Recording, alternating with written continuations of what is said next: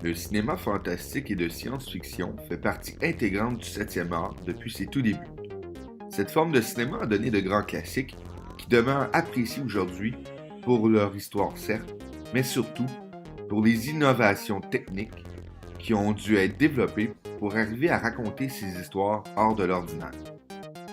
Au cours des 25 dernières années, une révolution a eu lieu et on remplaça progressivement les effets mécaniques, ou ce qu'on appelle practical effects en anglais, par des effets numériques ou CGI dans la langue de Shakespeare.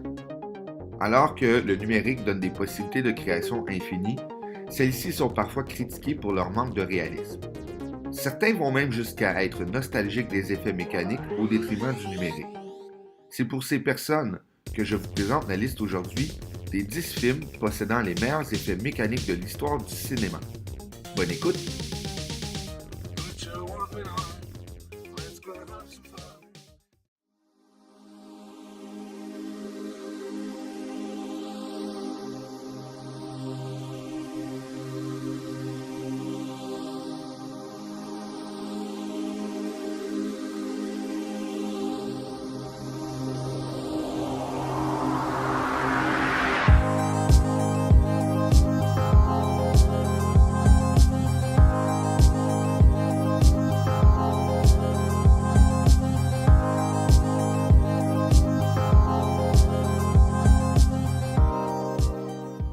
Il n'y a rien de pire que de mauvais effets spéciaux dans une production, que ce soit mécanique ou numérique. Mais au contraire, il y a de ces œuvres qui ont révolutionné le genre à l'époque de leur création en utilisant des effets mécaniques et qui, encore aujourd'hui, ont su traverser le temps avec panache dû à ces effets surprenants. Voici donc ma liste personnelle de 10 films qui ont marqué le cinéma par la qualité de leurs effets spéciaux mécaniques. Sans plus tarder, voici le numéro 10.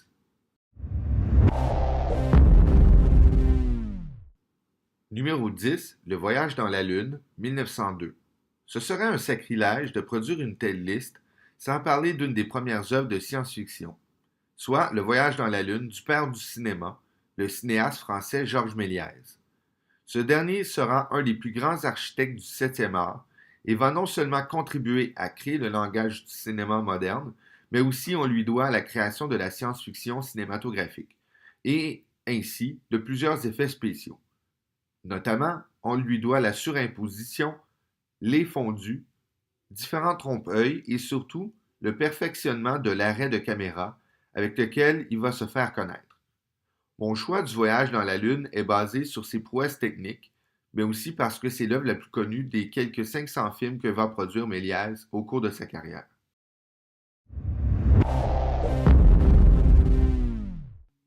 Numéro 9, Jason et les Argonautes, 1963. Donc ce film figure sur plusieurs listes du genre. La raison se nomme Ray Harryhausen. Cette figure légendaire des effets spéciaux va grandement contribuer à développer ceux-ci, principalement au niveau des effets en image par image ou stop motion. Pour ce qui est de ce film en particulier, plusieurs effets contribueront à créer des scènes classiques du cinéma, notamment un Talos géant en bronze qui va utiliser sa technique personnelle de dynamation qu'il a lui-même élaborée. Il y a aussi l'effet de l'hydre à 7 têtes et les guerriers squelettiques qui demeurent de grandes utilisations des effets image par image encore de nos jours. Cette dernière scène, d'ailleurs, qui dure environ 3 minutes, a pris à Harryhausen 4 mois de dur labeur. Et il faut comprendre qu'il travaillait seul. C'est énormément de travail. En moyenne, Harryhausen réalisait un peu plus d'une seconde d'animation par jour. C'est pour ses prouesses techniques que ce film apparaît sur cette liste et plusieurs autres du genre.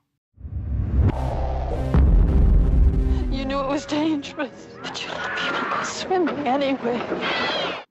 Pour le numéro 8 de cette liste, j'y vais avec un classique de l'horreur de 1975 signé Steven Spielberg et considéré par plusieurs experts comme étant le premier blockbuster estival et ce qui a permis à contribuer à en faire en sorte que cette saison soit une des grandes saisons de sortie en salle. Je parle bien sûr de Jaws. Donc on peut parler de la performance convaincante des acteurs, de la trame sonore déconcertante de John Williams, mais évidemment ce qui retient notre attention est l'aspect technique du film. On a d'abord et avant tout construit 3 répliques mécanisées grandeur nature du requin, chacun utilisé pour créer un angle différent. Par exemple, un des requins était utilisé pour les mouvements de caméra de gauche à droite et l'autre de droite à gauche. De plus, on développa des techniques précises pour permettre de mieux tourner les scènes de requins sous l'eau afin de rendre le tout fort réaliste. Considérant les recettes du film et le fait que les plages furent désertes en 1975, on peut dire vraiment mission réussie. Le plus surprenant là-dedans, c'est qu'une bonne partie de l'efficacité de ce film est due au fait que les requins mécaniques se brisaient souvent et avaient des problèmes de fonctionnement. Donc, ça a coupé le temps de visionnement des requins à l'écran et a permis plutôt à Steven Spielberg d'utiliser des subterfuges et d'autres moyens pour amener l'espèce d'effet de tension lorsque les requins étaient présents. It's Christmas Eve in LA, California. Au numéro 7, on retrouve Piège de cristal, soit Die Hard en anglais. Ce film de 1988 de John McTiernan peut surprendre plusieurs par sa présence sur cette liste. Pourtant, c'est un des plus grands films d'action qu'il y a jamais eu. Et ça a permis à Bruce Willis de devenir une star. Mais ce film a surtout établi un standard pour l'ensemble des films d'action qui allaient suivre. Standard évidemment au niveau de sa grandiosité et de la qualité de ses séquences d'action. Parmi les prouesses techniques, on peut d'abord et avant tout souligner que le bâtiment utilisé existe réellement. C'est le siège social de la 20th Century Fox qui était à ce moment-là en phase terminale pour sa construction. Donc, on a aussi construit une réplique de 30 pieds du même bâtiment avec laquelle on a filmé l'explosion du toit. On doit noter aussi une utilisation efficace du matte painting pour le fond de ville de nuit et l'utilisation d'une vraie chute calculée du vilain antagoniste Hans Gruber. Fait à noter, l'acteur Alan Rickman qui joue Gruber a une réaction fort convaincante lors de sa chute. C'est qu'on a décidé de lâcher quelques instants plus tôt que prévu l'acteur, d'où le véritable regard de surprise de celui-ci. Des rumeurs d'ailleurs disent que ce dernier n'était pas très heureux d'être jeté 21 pieds sur un coussin gonflable une seconde trop tôt. Pourtant, ça a donné un petit bijou de scène qui reste à tout jamais gravé dans la mémoire des cinéphiles.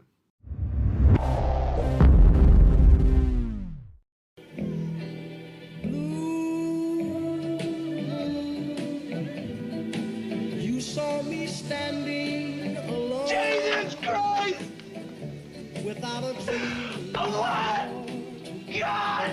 Fire! Without a love I'm burning up!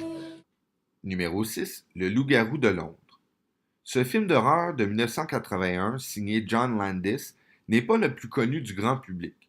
C'est pourtant un film révolutionnaire grâce à l'efficacité des nombreux effets mécaniques utilisés pour la transformation en loup-garou. C'est grâce à ce film d'ailleurs que la catégorie meilleur maquillage et coiffure va être créée à la cérémonie des Oscars. C'est d'ailleurs l'expert en effets visuels de ce film, le légendaire Rick Baker, qui en fut le premier gagnant. La séquence de transformation de 2 minutes figure parmi les meilleures utilisations d'effets spéciaux mécaniques de l'histoire du cinéma. Cette séquence a pris des mois de planification et une semaine complète de tournage. L'acteur étant entre autres placé dans un trou sous un plancher surélevé pour que seulement sa tête et ses bras puissent sortir pour certaines séquences et être liés au faux corps. En moyenne, le maquillage prenait de 5 à 6 heures par jour pour être appliqué. Une panoplie d'effets image par image et de séquences inversées furent utilisées pour le reste. Ce n'est donc pas une surprise que l'Académie ait décidé de créer une catégorie spéciale lorsque nous constatons l'ampleur du travail derrière ces effets.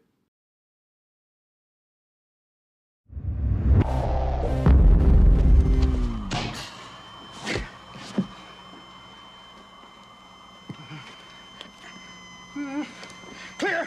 Clear.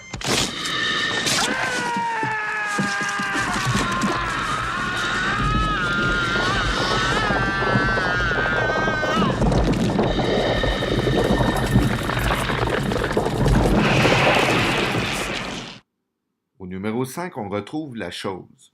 Ce film d'horreur de John Carpenter aura été un échec commercial à sa sortie en 1982, mais depuis a atteint un statut culte parmi les amateurs de films d'horreur. Le plus surprenant sont, en effet, les effets spéciaux. D'abord, avant tout, on a réfrigéré des plateaux de tournage en plein Los Angeles à moins 40 degrés Celsius pour recréer des conditions en Antarctique. Tous les effets ont été créés par une équipe de plus de 50 artisans dirigée par le légendaire Rob Bottin. Ce dauphin de Rick Baker allait travailler pendant 1 an, 7 jours sur 7, sur ce projet. Il sera d'ailleurs admis à l'hôpital pour épuisement professionnel à la conclusion de la production. Son immense travail a rendu à ce film sa touche de réalisme. Considérant qu'aucun effet par ordinateur fut utilisé, les effets de la chose passent le test du temps avec panache et continuent de dégoûter les auditoires de nos jours.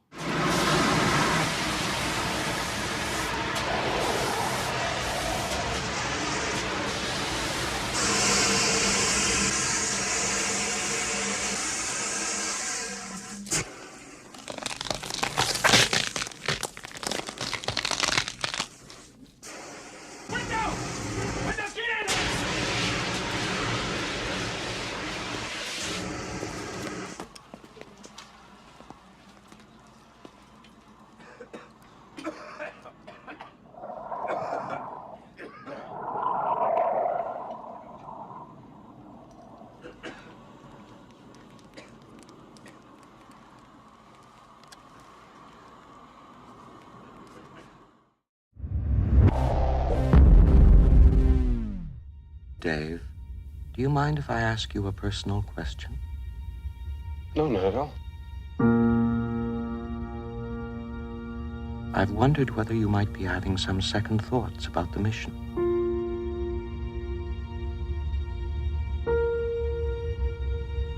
How do you mean?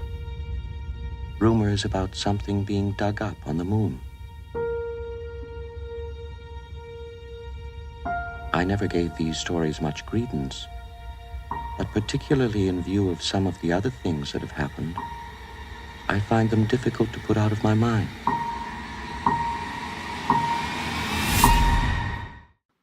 Au numéro 4, on retrouve 2001, L'Odyssée de l'espace, ce grand classique de 1968 de Stanley Kubrick. Ce film marque une étape importante pour le cinéma, non seulement de science-fiction, mais de l'ensemble du 7e art en général. Stanley Kubrick, comme toujours, a pris les grands moyens pour réussir à être fidèle à sa vision. Cela allait d'ailleurs lui valoir son seul Oscar. Il allait d'abord et avant tout dépenser près de 750 000 $ pour construire l'intérieur du vaisseau Discovery dans une énorme centrifugeuse de 12 mètres par 2 mètres, qui tourne à une vitesse de 5 km/h. Cette réalisation fut construite par le constructeur aéronautique Vickers. Bien que cela soit impressionnant et que l'on peut parler de l'ensemble des effets du film en général, c'est vraiment la séquence de la porte des étoiles à la fin qui retient notre attention. N'oublions pas une chose, nous sommes en 1968. Les effets par ordinateur n'existent pas vraiment. C'est grâce au spécialiste des effets Douglas Trumbull que cette séquence sera possible. Il va développer un procédé appelé Slipstream, qui consiste à filmer des pièces d'or illuminées en passant rapidement au-dessus avec une caméra. L'obturateur de celle-ci reste ouverte. Cela donne un aspect de trait de lumière et d'infini à la scène.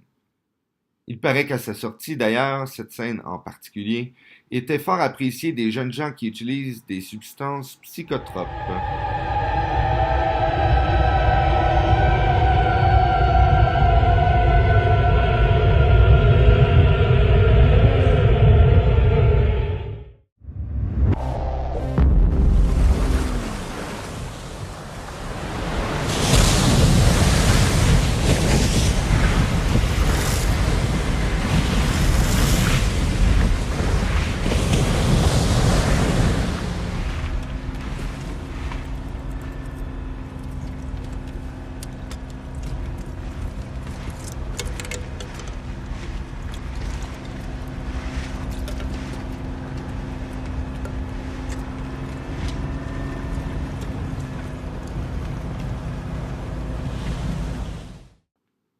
Numéro 3, il faut sauver le soldat Ryan.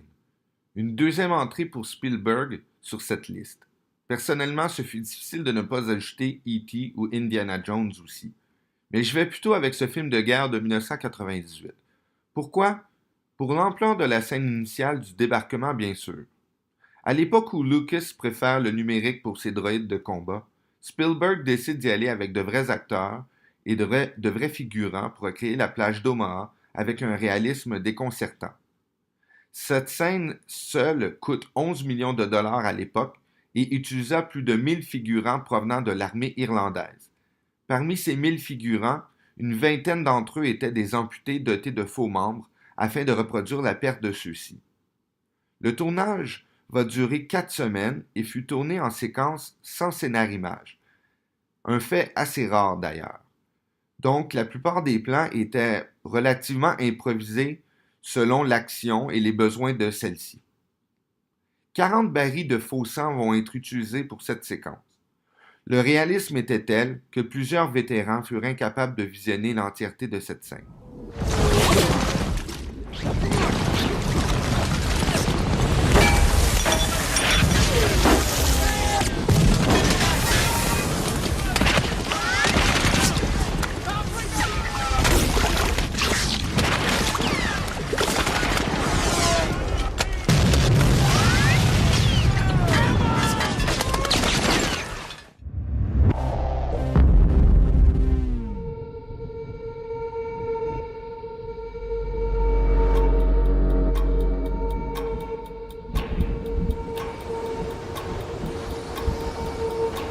The enemy tanks have stopped.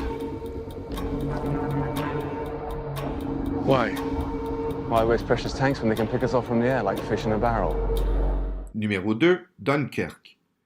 Plusieurs films réalisés par Christopher Nolan pourraient y figurer. Ce réalisateur irlandais a une grande préférence pour la bobine et les effets mécaniques. Pour moi, l'apogée de son art réside dans Dunkirk. Comme avec le soldat Ryan, Dunkirk, qui est sorti en 2017, est doté d'un réalisme extraordinaire et très peu d'effets sont numériques pour un film de guerre.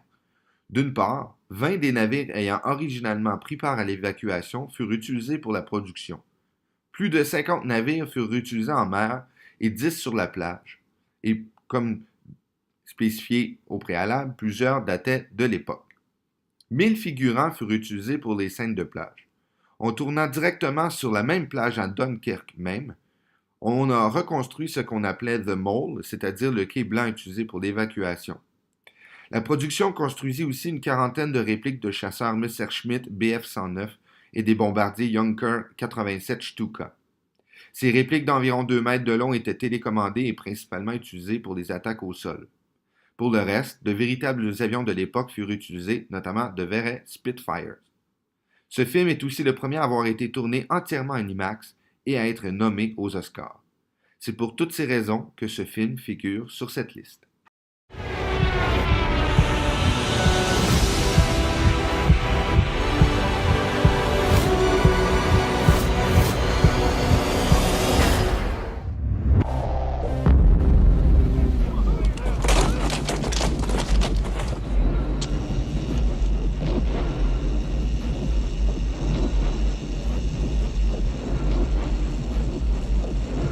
Echo Station 3TA. We have spotted Imperial walkers.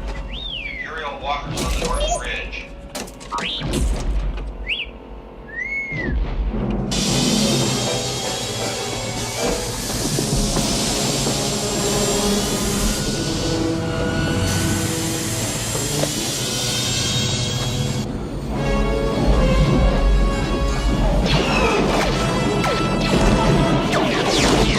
Echo Station 5-7, we're on our way. Numéro 1, Star Wars 5, l'Empire contre-attaque. Bien que le premier volet de cet opus fût révolutionnaire, les effets dans la suite de Star Wars de 1980 sont à leur meilleur.